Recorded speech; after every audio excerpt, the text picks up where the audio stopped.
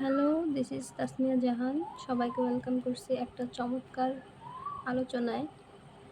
তো আজকের বিষয়বস্তু সম্পূর্ণ আলাদা। আজকের বিষয়বস্তু হচ্ছে ১৯তম নিবন্ধন, শিক্ষক নিবন্ধন সেটা নিয়ে কিছু আলোচনা। তো আমরা শুরুতেই বলে নেব যে এখানে মূলত আলোচনা করা হয়েছে ১৯তম নিবন্ধন বা শিক্ষক নিবন্ধনে নরমালি যে টপিক থেকে প্রশ্ন আসে, তো সেই টপিকগুলো নিয়ে এখানে একটা সংক্ষিপ্ত বিবরণ দেওয়া আছে। তো আমরা দেখে নিচ্ছি বাংলা থেকে প্রথমে কি পরীক্ষায় বা কোন টপিক থেকে বাংলায় প্রশ্ন আসে, তো সেটা এখানে দেওয়া আছে। তো আমরা বাংলার ক্ষেত্রে সবাই হচ্ছে 9-10 এর যে ব্যাকরণ বই আছে সেটা অনেক সুন্দরভাবে ফলো করতে পারি। এটা ফলো করলেই কিন্তু আমরা 95% কভার করতে পারবো বলা যায়। কারণ হচ্ছে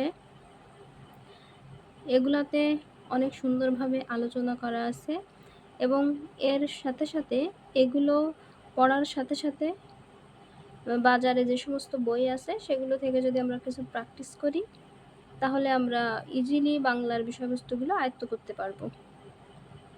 তো এখানে দেখা যাচ্ছে যে বর্ণ ও ধ্বনি, দ্বিরুক্ত শব্দ, সন্ধি, বাক্যশুদ্ধি, প্রকৃতি প্রত্যয়, কারক বিভক্তি, বিরাম চিহ্ন, এগুলো হচ্ছে বাংলা ব্যাকরণের মূল একটা বিষয়। এগুলো থেকে নর্মালি প্রশ্ন প্রতি বছরই আসে, এবারও আসবে। তারপর মুখস্থ যে বিষয়বস্তুগুলো আছে যেগুলো থেকে অবশ্যই কোশ্চেন পাওয়া যায়, তার ভিতরে আছে বিপরীত শব্দ, সমার্থক শব্দ, এক কথায় প্রকাশ, বাগধারা, পদ প্রকরণ, কাল ইত্যাদি। তা আমরা যারা এগুলা পড়বো তারা খেয়াল করলে দেখতে পারবো যে বিপরীত শব্দের 15-20টা বছর বছর একই রিপিট হচ্ছে। আবার সমার্থক শব্দের ক্ষেত্রেও সর্বোচ্চ দেখা যাচ্ছে 30টা পড়া হইলে আমরা বুঝতে পারবো যে এগুলা রিপিট হয়েছে। তো এক কথায় প্রকাশ, বাগধারা, এগুলার ক্ষেত্রেও সেম। এগুলা যদি আমরা ইম্পর্ট্যান্ট 20-50টা ধরে রাখি, পড়া মুখস্থ করে রাখি, তাহলে দেখা যাবে যে আমরা এগুলাই কমন পাবো। তারপর হচ্ছে সাহিত্য থেকে বাংলার প্রশ্ন আছে। তার মধ্যে হচ্ছে কবিদের বিভিন্ন ধরনের ছদ্মনাম, তাদের উপাধি, তারা কী সম্পাদনা করেছেন, কী পত্রিকা সম্পাদনা করেছেন, এসব। এর মধ্যে হচ্ছে আধুনিক যুগের যে সমস্ত কবি আছে তাদেরটাই গুরুত্ব দেওয়া হয়। তো আমরা আধুনিক যুগের বিভিন্ন কবিদের নাম এখানে দেখতে পাচ্ছি। এখানে হচ্ছে মীর মশাররফ হোসেন, রবীন্দ্রনাথ ঠাকুর, নজরুল ইসলাম, রোকেয়া, জীবনানন্দ দাশ, বঙ্কিমচন্দ্র। তো এগুলা হচ্ছে আধুনিক যুগের কবিদের মধ্যে এনারা অনেক বিখ্যাত। তো এনাদের টুকটাক বিষয়বস্তু পড়লেই আমরা বলতে পারি যে আমরা পরীক্ষায় কমন পাবো। তো নেক্সট হচ্ছে বাংলা দেখা হয়ে গেল।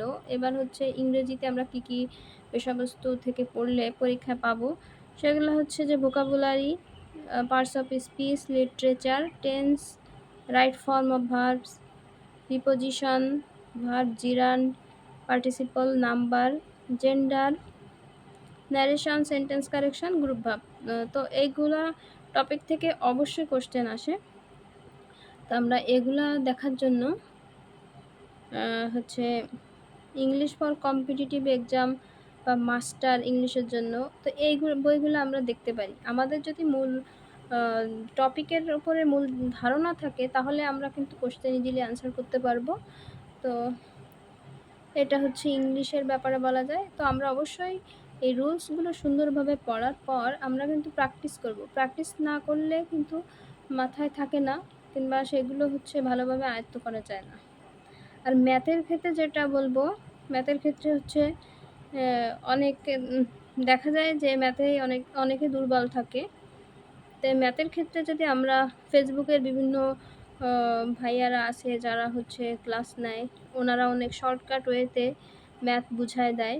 2-1 সেকেন্ডেই দেখা যাচ্ছে যে একটা ছোট ছোট ম্যাথের অ্যান্সার ওনারা বের করে দিচ্ছে। তো আমরা যদি ওগুলো ফলো করি তাহলে কিন্তু আমরা হচ্ছে ইজিলি এটা আয়ত্ত করতে পারবো। তো ধন্যবাদ সবাইকে।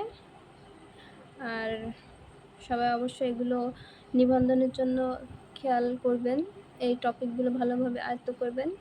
ইনশাল্লাহ 19তম নিবন্ধন যেহেতু একটা বড় নিবন্ধন হতে যাচ্ছে, যেহেতু অনেক লোক এখানে ইনশাল্লাহ সুযোগ পাবে আশা করি, তা আপনারা এই সুযোগটা হাতছাড়া করবেন না। আপনারা মূল টপিকগুলো আলোচনা করে সুন্দরভাবে পড়া কমপ্লিট করবেন, তাহলে নিশ্চয়ই আপনারা নিবন্ধনে অনেক ভালো করবেন। ধন্যবাদ। আল্লাহ হাফেজ। আরও কিছু জানার থাকলে প্রশ্ন করতে পারেন। ধন্যবাদ।